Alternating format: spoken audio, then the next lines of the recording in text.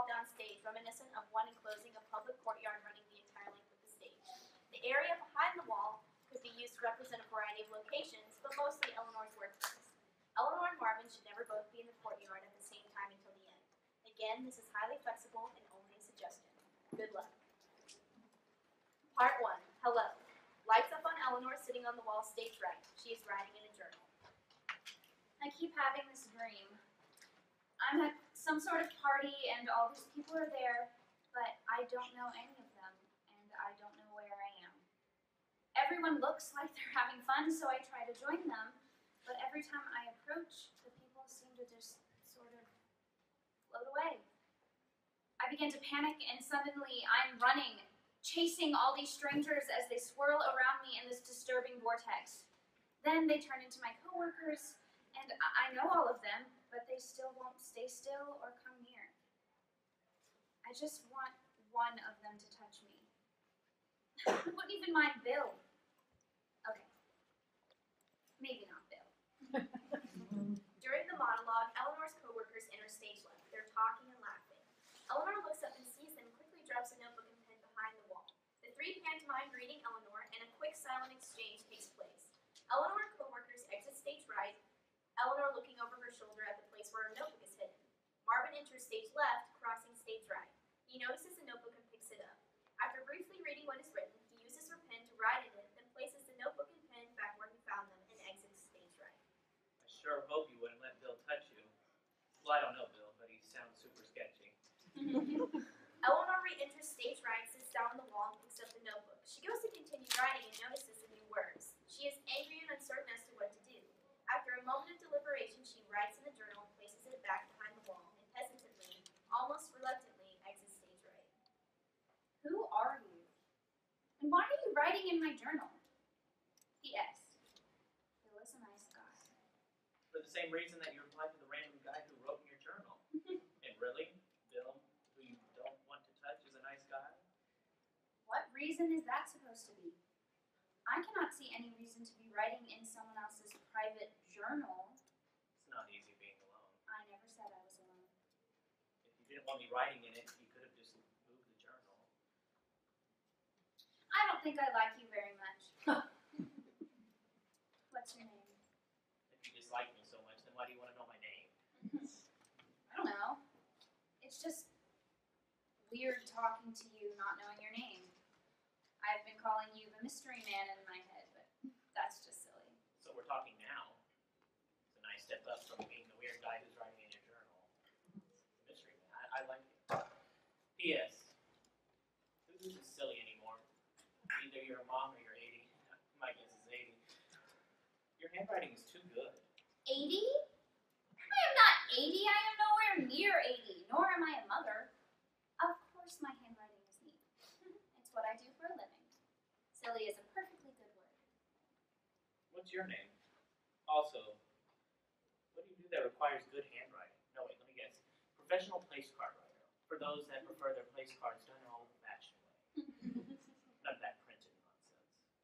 Place card writer. You're going to have to do better than that. If I tell you my name, will you promise to tell me yours?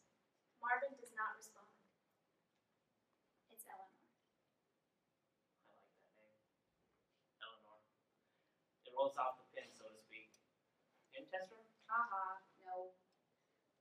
Perhaps I will like your name as well. Do you have a dream, Eleanor? Not about an office party or forcing idols. I mean, like what you want your future to be like, or what you thought it would be like. It's a secretary at a chocolate factory, isn't it? I'm never set foot in a chocolate factory. And that's a rather personal question. I don't even know your name, mystery man. Besides, if I tell you, it'll give away my job. I'll be fine. Dreams are more impertinent than guessing games. I want to design custom fonts. Like, for people's weddings, or if they're feeling frivolous or something. Whimsical, beautiful fonts, not the boring Times New Roman wannabes I do now, where the most whimsical change is going with bold. You're a font designer. That's awesome. Eleanor the Fontist. I don't think it's all that amazing. Also, I don't think contest is a word. Not all that amazing. Why, of course it's amazing. You create the look of our thoughts. It's not as glamorous as all that. I'm just a low-level designer at a big corporation working on mundane, indistinguishable fonts. I think you need to believe in yourself, Eleanor. I'm certain you're worth more than you think. But you don't even know me. I know that you have marvelous handwriting. And I know that you have a recurring dream of not fitting in your workplace. And I know Bill creeps you out. And I know that you could follow your dream if you tried. Okay, Bill is a little weird. See? Progress. You know I know how you feel, Miss Eleanor Font. About what? It's much easier to be alone when you're by yourself. Part 2. Wait for it. Several weeks, perhaps even months have passed. Changes in clothing and attitude towards each other in the journal reflect a stronger connection between Eleanor and Marvin. Mystery Man, do you believe in destiny? What kind? I love her child, though I'm conflicted about Beyonce going solo. You know what I mean? What do you believe? I don't know. No, that's not accurate. I'm not sure.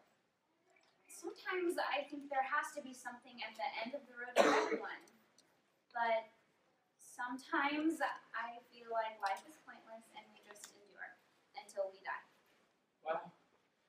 There's some positive stuff you've got going on there. You really save the good stuff for rainy days, don't you? Things all right at work? You know the answer to that. I spend every second I'm there counting the minutes until I get to leave. Sounds like a blast. If you have such ample time to watch the clock, why don't you do something fun with it? Like what? I don't care if I watch the clock, but I can't exactly watch Netflix at work. I might show a glimmer of happiness. You could mess with your coworkers. You talk about how you hate them all the time. Why not give them a little bit of what you get? What kind of prank? I haven't played a prank in years. The last time I played a prank, I was, I think, I was 10. Eleanor sounds and looks disturbed and upset.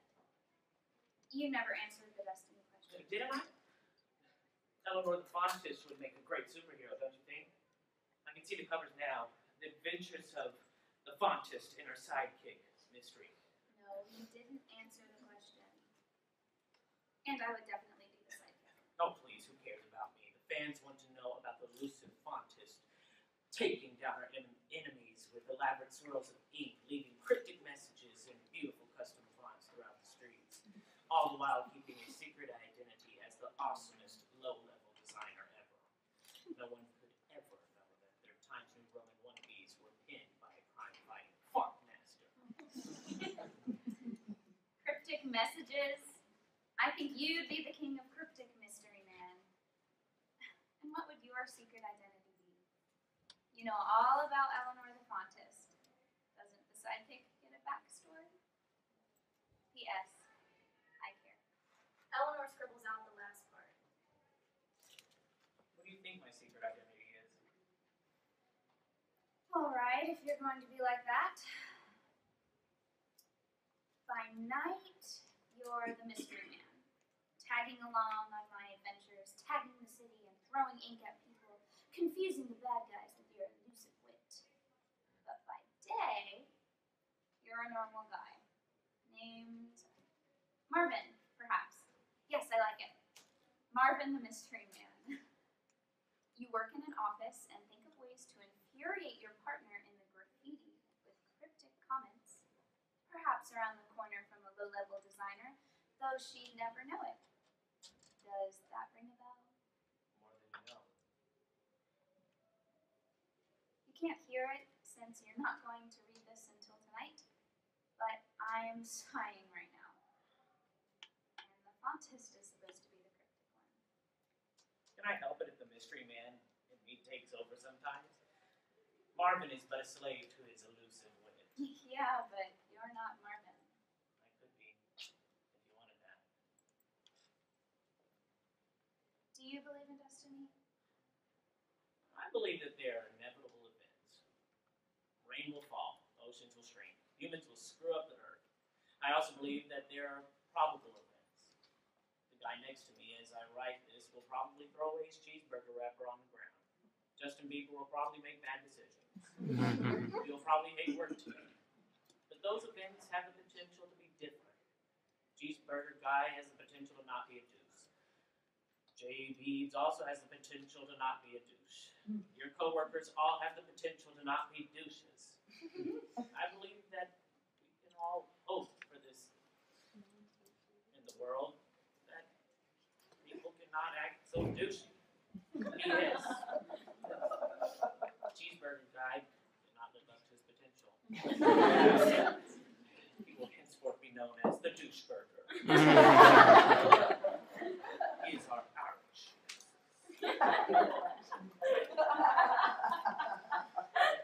I like your answer, Marvin. P.S. Does he run around robbing banks with his cheeseburger wrappers? Give me all your money or I swear to God I'll litter. P.S. My coworkers didn't live up to their potential either. Thank you, Eleanor. When a guy spends his whole day nearly comatose in an office, he thinks of pretty profound things. P.S.